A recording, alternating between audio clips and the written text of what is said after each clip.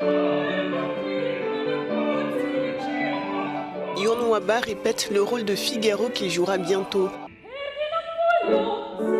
Le jeune Sud-Africain de 31 ans qui se destinait à diriger un jour une ferme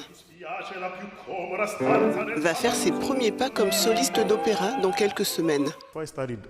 Avant de suivre des cours d'opéra et avant même d'en connaître l'existence, quand j'en entendais, je me demandais toujours pourquoi ces gens crient autant.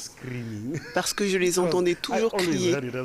Et puis quand le virus m'a piqué, j'ai pu entendre le côté technique de l'opéra. Le jeune chanteur répète avec sa camarade de promo Sipho Sile, âgée de 23 ans. C'est facile de se poser des questions et de se comparer. Je pense que mon défi a été de croire que j'étais assez bonne, que j'étais faite pour être ici, que j'ai pu arriver jusqu'ici et j'ai été acceptée.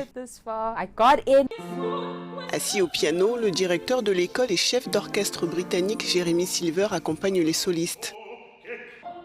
L'Université du Cap est la seule académie du pays qui possède un cursus complet d'enseignement de l'opéra, comprenant musique, chant, jeux d'acteurs et langues d'opéra comme l'anglais, le français et l'allemand. Il y a énormément de talent en Afrique du Sud. Je pense que c'est grâce au choral scolaire, au choral communautaire et au choral d'église qui font que les jeunes sont exposés à cette sorte de chant libre et ouvert dès leur plus jeune âge. L'école a été créée par la chanteuse Paulina Malefane.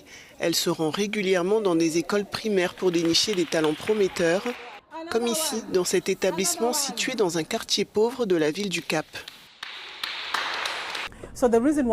La raison pour laquelle j'ai créé cette école est que j'ai vu le besoin de jeunes chanteurs qui arrivent à l'université sans connaissance de la théorie musicale, et également à cause de mon expérience de jeune musicienne.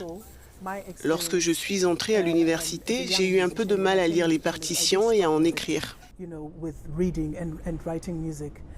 L'Université du Cap abrite sans doute la plus prestigieuse école d'opéra en Afrique. La soprano Priti Yende, invitée à chanter lors du couronnement du roi Charles III, y a fait ses premières vocalises.